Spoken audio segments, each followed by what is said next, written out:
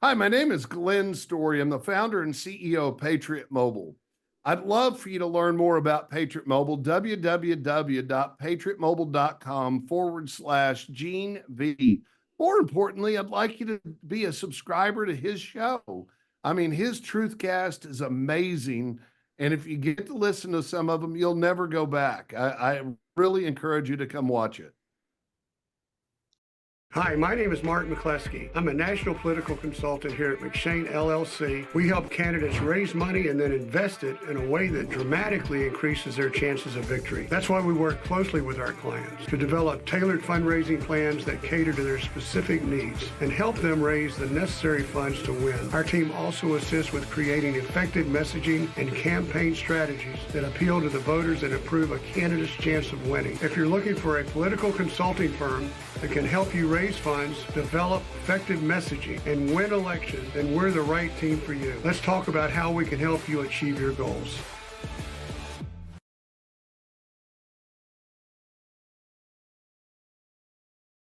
Tim Walz, who is this guy? Many Americans are asking the interwebs over the last week. I never really heard of this guy. Well, you don't have to think back too far. Yet another governor who was committing violations against his constituents' rights during the COVIDian era, but so many bullet points one could talk about when it comes to Tim Walz. And one person we haven't got their opinion from yet is our good friend Gene Valentino of the Grassroots Truthcast. Gene, welcome to State of the Nation.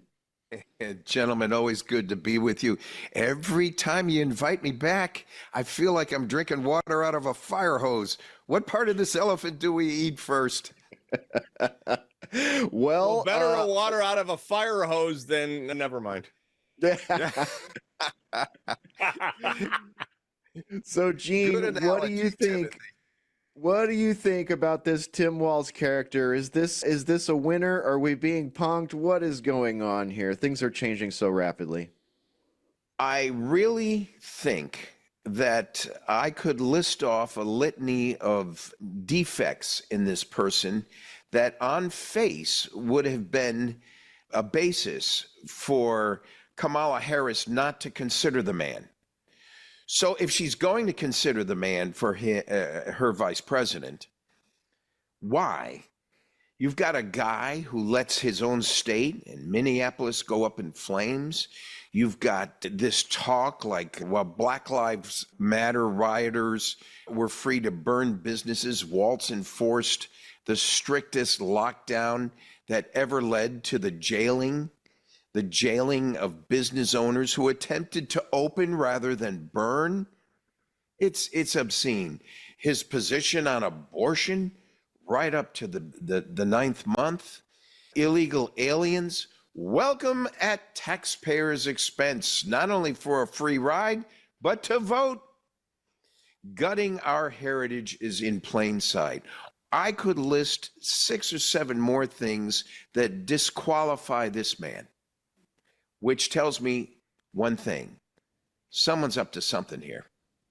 There is a deep state narrative, gentlemen, you and I have talked about, that I think is the underlying premise for something going on here that's broader than Kamala Harris, that's broader than the campaign between Harris and Trump, that's broader than the defects in the Justice Department and how they've managed Donald Trump. Oh, you notice how quiet things have been lately about the claims of the judiciary, of the Justice Department against Donald Trump? May I take just a minute to read you something? For sure. Absolutely. This is something that a friend gave me that says it all. And instead of me guessing, I'm just going to read it. Now, this was written in 1954 when I was 1 year of age. This was an opinion written at that time in 1954 by a former judge. And he writes the following: I am a student of law whose age right now is 85 years of age. My first year of college was 68 years ago. One class I took was political science. A half page of my textbook essentially outlined a few steps to overturn our democracy. Now, here's what's interesting. The chapters may have changed, the characters may have changed, but the story's still the same. Here's what he said back then about what could overturn a democracy. Number one, divide the nation philosophically. Number two, foment racial strife. 3, cause distrust of the police and policing authority. 4, swarm the nation's borders indiscriminately and unconscionably. Number 5, engender the military strength to weaken it. 6, overburden citizens with more unfair taxation. 7, encourage civil rioting and discourage accountability for all crimes. Number 8, control all of the balloting. And number 9, control all of the media.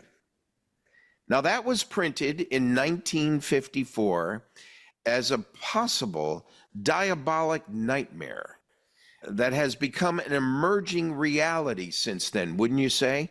I hope that all Americans unite to pen a good word and to finish the protections of this constitutional republic, working within the structure of a democracy, which, as our recent leaders have said, is only one step away from failure and loss to communism.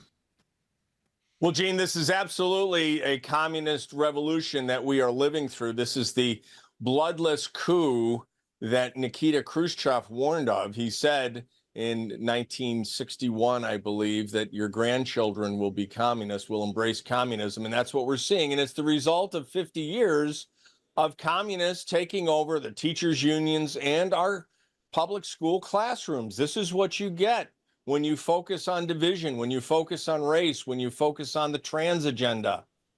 This is the America you get. And so, unfortunately, it looks like we're getting the government we deserve. But much like the federal government brought down Al Capone, not for the myriad crimes he committed, but for tax evasion, it looks like Tim Walz's candidacy might be derailed, not for the legitimate concerns of him being an avowed Marxist agitator and dictator in his state, but because of his adventurous spirit and fun nature, good nature, back when he was a Nebraska farm boy, over-ingesting a supply of equine reproductive fluid, ended him up in the hospital.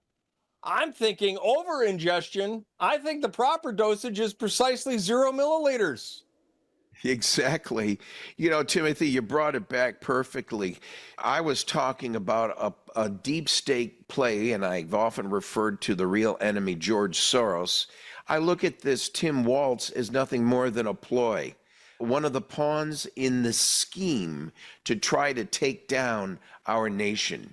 To add to what you said, here's a traitor who was serving in the National Army National Guard and listed his pay scale as, I think it was an E7, and when it was an E8 when it was really an E7.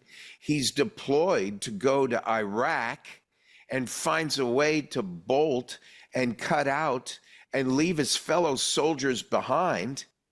He ran from the intensity of battle instead of facing it like our other heroes and warriors have done to protect this nation.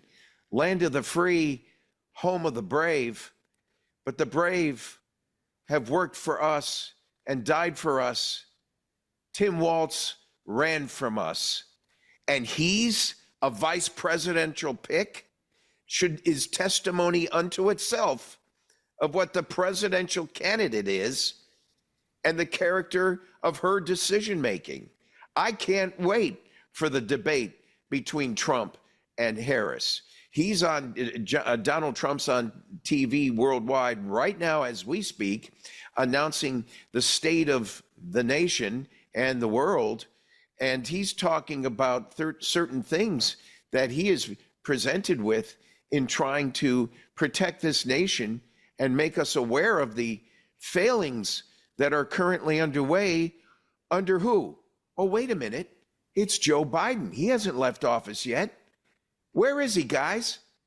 He's in a coma somewhere, because I haven't heard from him. Have you? Well, not much, and we're not even sure if it's actually him. Last thing I heard from him, he was warning the nation that there will likely not be a peaceful transition of power no matter what happens in the election. So that's a little alarming. We keep hearing these talking points, Gene. Gene, unfortunately, we're out of time. We're going to have to let you go. GeneValentino.com, and of course, check out the Grassroots Truthcast with Gene Valentino, and keeps tuning in to State of the Nation, because Gene will return. Gene, thank you so much. Always a pleasure, gentlemen. It sure is. That's Gene Valentino with us right here on State of the Nation.